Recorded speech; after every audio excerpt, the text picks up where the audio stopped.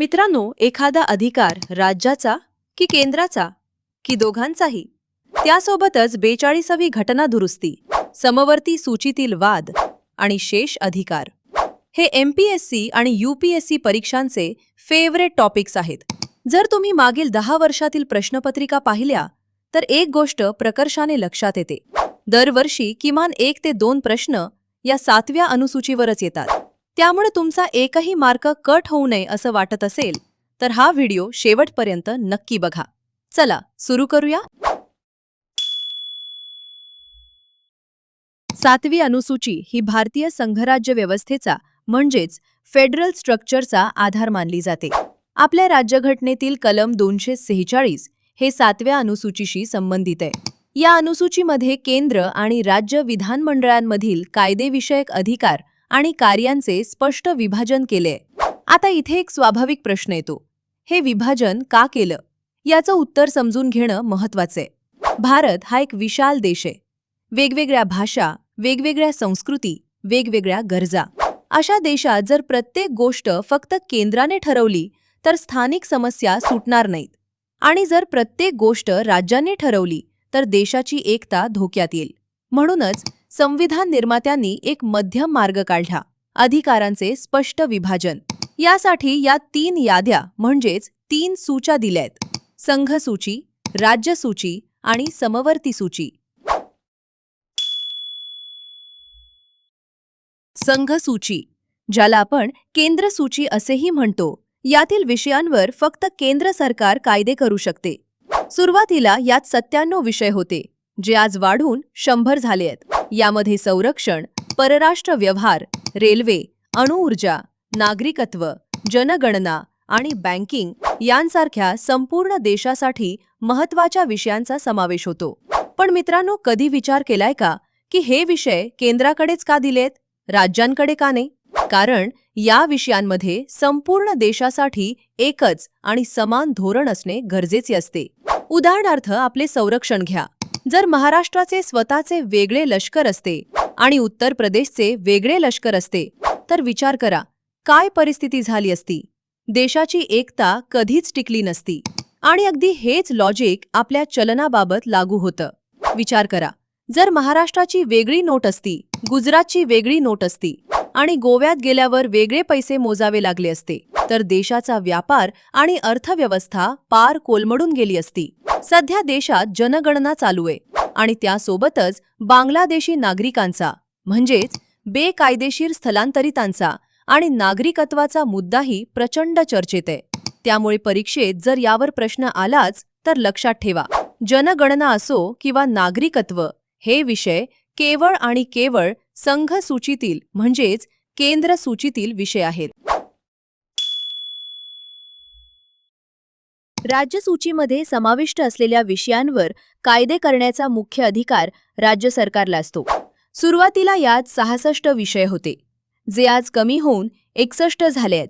यामध्ये पोलीस, सार्वजनिक आरोग्य, शेती, स्थानिक स्वराज्य संस्था, कायदा आणि सुव्यवस्था यांसारख्या प्रादेशिक आणि स्थानिक पातळीवरील महत्त्वाच्या विषयांचा समावेश करण्यात आलाय. मित्रांनो, इथे एक गोष्ट लक्षात ठेवा, कृषी हा राज्य सूचीचा विषय आहे. त्यामुळे शेतीवर कर लावण्याचा अधिकार फक्त राज्याला आहे. पण कृषी उत्पन्नाव्यतिरिक्त इतर उत्पन्नावरील कर हा संघ सूचीमध्ये येतो. हा सूक्ष्म फरक परीक्षेसाठी खूप महत्त्वाचा आहे. त्यामुळे इथे अजिबात कन्फ्यूज होऊ नका. याच मुद्द्यावर 2018च्या राज्यसेवा परीक्षेत प्रश्न आला होता. आता कधी विचार केलाय का की हे विषय राज्याकडे का दिलेत? कारण या विषयांच्या गरजा प्रत्येक राज्यात अगदी वेगवेगळ्या असतात. उदाहरणार्थ, आपल्या महाराष्ट्रातील शेतीच्या समस्या आणि केरळमधील शेतीच्या समस्या अजिबात एकसारख्या नाहीत. महाराष्ट्रात कापूस आणि ऊसाचे प्रश्न वेगळे आहेत, तर केरळमध्ये नारळ आणि मसाल्यांच्या शेतीचे प्रश्न वेगळे आहेत. त्यामुळे दिल्लीत बसून या दोन्हीसाठी एकच कायदा बनवणं शक्य नाही. स्थानिक सरकारनंच तिथली परिस्थिती पाहून ते प्रश्न सोडवणं अधिक योग्य आहे. म्हणूनच शेती आणि पोलिसांसोबतच आणखी काही महत्त्वाचे विषय थेट राज्यसूचीत ठेवण्यात आले आहेत, जसे की तुरुंग, दारू, करमणूक कर आणि सट्टाजुगार. समवर्ती सूचीमध्ये समाविष्ट असलेल्या विषयांवर केंद्र सरकार आणि राज्य सरकार हे दोघेही कायदे करू शकतात. हे विषय दोघांकडेही ठेवले कारण या सूचीमध्ये असे विषय येतात जिथे संपूर्ण देशात एक समान किमान पाया तर हवाच असतो, पण स्थानिक परिस्थितीनुसार त्यात बदल करण्याचे स्वातंत्र्यही राज्याला हवे असते. जसे की आपले शिक्षण. सुरुवातीला या सूचीमध्ये 47 विषय होते, पण नंतर यात 5 नवीन विषय जोडले गेले, ज्यामुळे आज या सूचीत एकूण 52 विषय झाले आहेत. समवर्ती सूचीमध्ये प्रामुख्याने शिक्षण, जंगले, वन्य प्राण्यांचे व पक्ष्यांचे संरक्षण, वजन व मापे आणि न्याय प्रशासन असे विषय आहेत. सर्वात महत्त्वाची गोष्ट म्हणजे हे 5ही विषय 1976 मध्ये 42व्या घटना दुरुस्तीने राज्य सूचीमधून काढून समवर्ती सूचीमध्ये टाकण्यात आले. त्यामुळे राज्य सूची 66 वरून 61 झाली आणि समवर्ती सूची 47 वरून 52 झाली. आयोग दर 1-2 वर्षांनी या 5 विषयांवर किंवा 42व्या घटना दुरुस्तीवर फिरवून प्रश्न विचारतोच. त्यामुळे अजिबात विसरू नका. आता इथे एक अत्यंत महत्त्वाचा मुद्दा समजून घ्या. समवर्ती सूचीतील विषयांवर केंद्र आणि राज्य दोघेही कायदे करू शकतात, हे आपण पाहिले. पण जर दोन्ही सरकारांनी एकाच विषयावर वेगवेगळे कायदे केले आणि त्यात परस्पर विरोध निर्माण झाला तर काय होईल? यावर संविधानाने कलम 254 मध्ये स्पष्ट उत्तर दिले आहे. कलम 254 नुसार अशा वादाच्या परिस्थितीत केंद्र सरकारचा कायदा वरचढ ठरतो आणि राज्याचा कायदा त्या प्रमाणात रद्द मानला जातो. पण इथे एक अपवादही आहे. जर राज्याने केलेला कायदा राष्ट्रपतींच्या मान्यतेने संमत झाला असेल तर त्या राज्यापुरता राज्याचा कायदा लागू राहतो. पण ट्विस्ट इथे संपत नाही. राष्ट्रपतींनी राज्याच्या कायद्याला मान्यता दिली तरी संसदेला नंतर त्या कायद्यामध्ये सुधारणा करण्याचा किंवा तो रद्द करून नवीन कायदा करण्याचा पूर्ण अधिकार असतो. म्हणजेच अंतिम नियंत्रण केंद्राचेच राहते. आता आपण तिन्ही सूच्या पाहिल्या, पण जे विषय या तीनही सूच्यांमध्ये समाविष्ट नाहीत त्यांचे काय? उदाहरणार्थ, जेव्हा 1950 मध्ये आपले संविधान तयार झाले तेव्हा सायबर गुन्हे, इंटरनेट, क्रिप्टोकरन्सी, आर्टिफिशियल इंटेलिजन्स सारख्या गोष्टी अस्तित्वातच नव्हत्या. मग अशा नवीन विषयांवर कायदे कोण करणार? या प्रश्नाचे उत्तर संविधानाने कलम 248 मध्ये दिले. या कलमानुसार ज्या विषयांचा उल्लेख तीनही सूचींमध्ये केलेला नाही त्या सर्व विषयांवर कायदे करण्याचे शेष अधिकार फक्त आणि फक्त केंद्र सरकारला म्हणजेच आपल्या संसदेला देण्यात आले आहेत. त्यामुळे भविष्यात कोणताही नवीन विषय आला की त्यावर कायदा बनवण्याचा अधिकार थेट केंद्राकडे जातो.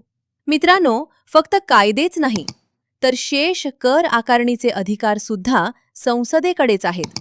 उदाहरणार्थ, जेव्हा राज्यघटना तयार झाली तेव्हा सेवा कर किंवा डिजिटल व्यवहारांशी संबंधित कर अस्तित्वात नव्हते. म्हणून अशा नवीन प्रकारच्या करांवर कायदे करण्याचा अधिकार केंद्र सरकारने आपल्या शेष अधिकारांचा वापर करून लागू केला. आणि हो, शेष अधिकारांची तरतूद भारताने कॅनडाच्या संविधानातून घेतलीये, हे विसरू नका. यावरही MPSCने प्रश्न विचारला होता. त्यामुळे परीक्षेच्या दृष्टीने हा पॉइंट खूप महत्त्वाचा आहे. आतापर्यंतचा हा व्हिडिओ जर तुम्हाला आवडला असेल तर व्हिडिओला नक्की लाईक करा आणि ही माहिती कशी वाटली ते कमेंटमध्ये नक्की सांगा. आता वळूयात पुढच्या सर्वात महत्त्वाच्या चॅप्टरकडे. आता मित्रांनो, इथे एक सर्वात महत्त्वाचा आणि चक्रावून टाकणारा प्रश्न. जर उद्या केंद्र सरकारला या 7व्या अनुसूचीतील कोणत्याही सूचीमध्ये बदल करायचा असेल, म्हणजेच एखादा विषय केंद्र सूचीतून राज्य सूचीत किंवा राज्य सूचीतून समवर्ती सूचीत कायमचा बदलायचा असेल तर त्याची नेमकी पद्धत काय आहे? संसद हे स्वतःच्या मनाने करू शकते का? उत्तर आहे मुळीच नाही. संविधानाने यासाठी अतिशय कडक नियम बनवलाय. जर 7व्या अनुसूचीतील कोणत्याही यादीत किंवा विषयात बदल करायचा असेल तर त्याला संसदेच्या विशेष बहुमतासोबतच भारतातील किमान निम्म्या राज्यांच्या विधानमंडळांची मंजुरी अनिवार्य असते. याचा अर्थ असा की फक्त केंद्रात बहुमत आहे म्हणून कोणताही पक्ष सूच्यांमध्ये मनमानी बदल करू शकत नाही. हा पॉइंट परीक्षेसाठी स्टार मार्क करून ठेवा. आयोग विधानांच्या स्वरूपात इथे हमखास गुगली टाकतो. मित्रांनो, आतापर्यंत आपण पाहिलं की राज्य सूचीवर राज्याचा अधिकार असतो. पण परीक्षेत एक महत्त्वाचा प्रश्न वारंवार येतो. केंद्र सरकार राज्य सूचीवर कधी कायदा करू शकते? याची उत्तरं संविधानाने स्पष्टपणे दिली आहेत. अशा 5 परिस्थिती आहेत. पहिली परिस्थिती, कलम 249 राज्यसभेने 2/3 बहुमताने ठराव केला की हा विषय राष्ट्रीय हिताचा आहे, तर केंद्र त्या विषयावर कायदा करू शकते. हा कायदा जास्तीत जास्त 1 वर्ष लागू राहतो, पण पुन्हा ठराव केल्यास वाढवता येतो. दुसरी परिस्थिती, कलम 250 राष्ट्रीय आणीबाणीच्या काळात म्हणजे कलम 352 नुसार आणीबाणी लागू असताना केंद्र राज्य सूचीतील कोणत्याही विषयावर कायदा करू शकते. तिसरी परिस्थिती, कलम 252 जर 2 किंवा अधिक राज्यांनी केंद्राला विनंती केली की आमच्यासाठी या विषयावर कायदा करा, तर केंद्र तो कायदा करू शकते, पण हा कायदा फक्त त्याच राज्यांना लागू होतो. चौथी परिस्थिती, कलम 253 आंतरराष्ट्रीय करार किंवा संधी अंमलात आणण्यासाठी केंद्र राज्य सूचीतील विषयावरही कायदा करू शकते. पाचवी परिस्थिती, कलम 356 राष्ट्रपती राजवटीच्या काळात म्हणजे एखाद्या राज्यात कलम 356 लागू असताना त्या राज्याच्या राज्य सूचीवर संसद कायदा करू शकते. मित्रांनो, या 5 परिस्थिती नीट लक्षात ठेवा, कारण परीक्षेत यावर थेट प्रश्न येतो. मित्रांनो, आज आपण 7व्या अनुसूचीचा संपूर्ण अभ्यास केला.